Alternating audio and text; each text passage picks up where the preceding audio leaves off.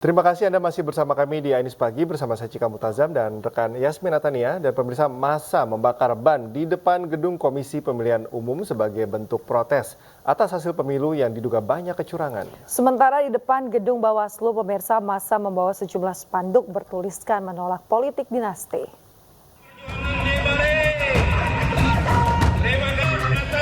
Sejumlah elemen masyarakat yang mengatasnamakan Gerakan Rakyat Selamatkan NKRI berdemo di depan KPU.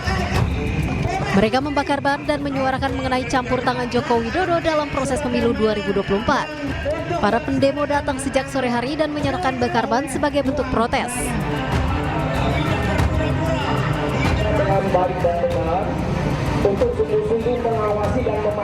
Aksi serupa juga digelar di depan gedung Bawaslu Republik Indonesia. Massa membawa sejumlah spanduk bertuliskan tentang kecurangan dan demokrasi di Indonesia. Tulisan tolak politik dinasti juga dibawa oleh pendemo. Untuk amankan aksi, petugas bersiaga di depan kantor Bawaslu.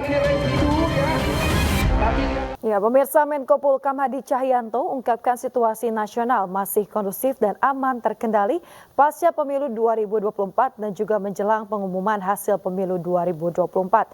Terkait antisipasi sengketa pemilu 2024, Menko Polhukam akan terus berkoordinasi dengan TNI dan Polri agar demonstrasi yang terjadi tidak semakin membesar.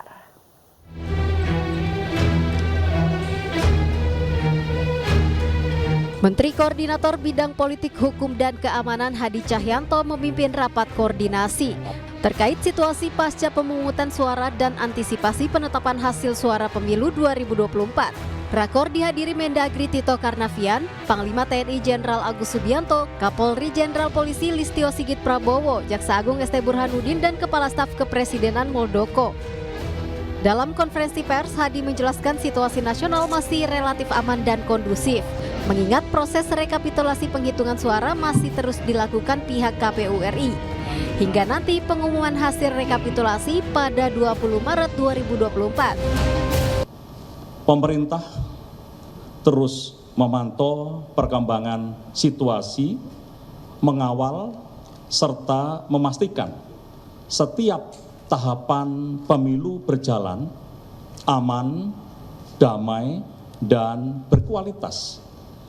Karena keberhasilan penyelenggaraan pemilu adalah keberhasilan kita semua. Sementara itu, terkait antisipasi sengketa pemilu 2024, Menko Polhukam akan terus berkoordinasi dengan TNI dan Polri agar demonstrasi yang terjadi tidak semakin membesar.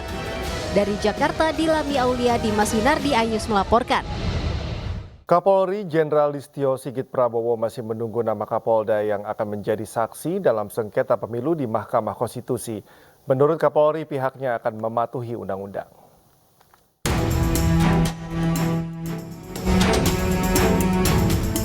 Kapolri Jenderal Listio Sigit Prabowo ungkapkan masih menunggu nama Kapolda yang akan dibawa TPN Ganjar Mahfud untuk menjadi saksi dalam sidang perselisihan hasil pemilu 2024 di Mahkamah Konstitusi. Hal tersebut diungkapkan Sigit usai rapat koordinasi pemantauan dan perkembangan situasi pemilu serta menjelang penghitungan suara pemilu 2024 di Kemenko Polhukam Jakarta. Listio memastikan Polri akan patuh pada peraturan perundang-undangan. Pertanyaan yang terakhir tadi, tentunya posisi kami apalagi terkait dengan isu ada saksi dari Kapolda dan sebagainya, ya kita tunggu saja. Apabila memang betul ada melanggar, ya kita proses. Namun kalau memang tidak ada, kita tunggu saja seluruh hasil dan kita doakan seluruh tahapan baik KPU, MK dan pengumuman resmi semuanya dapat berjalan dengan baik dan hasilnya bisa diterima masyarakat. Terima kasih. Diketahui Komisi Pemilihan Umum dijadwalkan akan mengumumkan hasil penghitungan suara pada 20 Maret 2024.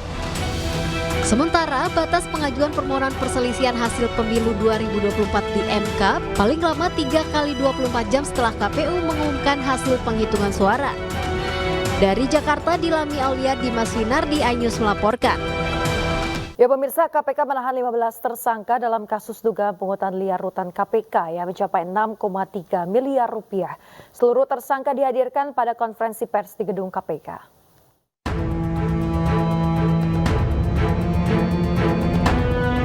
Untuk mempermudah proses penyidikan, tim penyidik menahan ke-15 tersangka kasus dugaan pungutan liar atau pungli rutan KPK di Rutan Polda Metro Jaya selama 20 hari, terhitung sejak 15 Maret 2024. Tersangka terdiri dari Kepala Rutan Cabang KPK Ahmad Fauzi bersama para petugas rutan KPK lain, bahkan seorang petugas keamanan rutan ikut terlibat.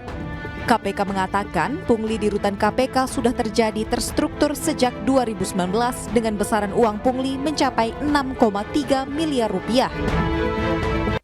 Ini perlu kami tegaskan bahwa dugaan peristiwa pelanggaran pungutan liar di rutan KPK ini tidak hanya selesai dengan permintaan maaf. Permintaan maaf itu adalah akhir dari proses penindakan dugaan etiknya saja. Sementara dugaan pelanggaran tindak pidana korupsinya terus kami laksanakan. Dan secara paralel, dugaan pelanggaran disiplinnya sedang juga dilakukan oleh Inspektorat Jenderal KPK. Atas perbuatannya, para tersangka disangkakan melanggar pasal 23 huruf E Undang-Undang Pemberantasan Tindak Pidana Korupsi. Tim Liputan iNews melaporkan. Rumah istri mantan pejabat Ditjen Pajak Kementerian Keuangan Rafael Alun Trisambodo disita negara. Hal tersebut dilakukan setelah vonis 14 tahun penjara dan denda 500 juta rupiah untuk Rafael Alun Trisambodo diketok hakim.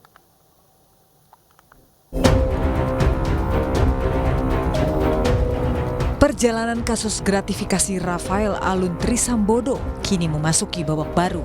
Usai majelis hakim menjatuhkan vonis 14 tahun penjara dan denda 500 juta rupiah kepada Rafael Alun di Pengadilan Tipikor Jakarta pada Senin 8 Januari 2024 lalu, drama tidak berhenti di situ. Hakim Pengadilan Tinggi Jakarta menyatakan aset milik istri Rafael Alun, Erni Torondek, dirampas untuk negara. Amar putusan tersebut dibacakan dalam sidang terbuka pada 7 Maret 2024 lalu. Adapun aset yang dirampas untuk negara terdiri dari rumah di Jalan Mendawai 1 nomor 92 dan rumah di Jalan Raya Srengseng Jakarta Barat yang keduanya atas nama istri Rafael Alun. Sebelumnya nama Rafael Alun mencuat ke permukaan publik bermula dari penganiayaan oleh anaknya yang bernama Mario Dandi Satrio terhadap seorang pemuda berinisial D. Kasus itu kemudian bergulir setelah publik curiga terhadap gaya hidup anaknya yang tergolong tidak biasa-biasa saja. Akibat kasus anaknya tersebut, Rafael Alun didakwa menerima uang gratifikasi sejumlah 16 miliar lebih. Selain itu, Rafael Alun bersama istrinya juga melakukan TPPU periode 2003 sampai 2010 sebesar 5 miliar dan 31 miliar rupiah. Dan periode berikutnya pada tahun 2011 sampai 2023. Selain hukuman penjara, Rafael juga dibebankan untuk membayar uang pengganti sebesar 10,79 miliar rupiah. Uang pengganti tersebut harus dibayar paling lambat 1 bulan setelah perkara ingkrah atau berkekuatan hukum tetap. Tim Liputan iNews melaporkan.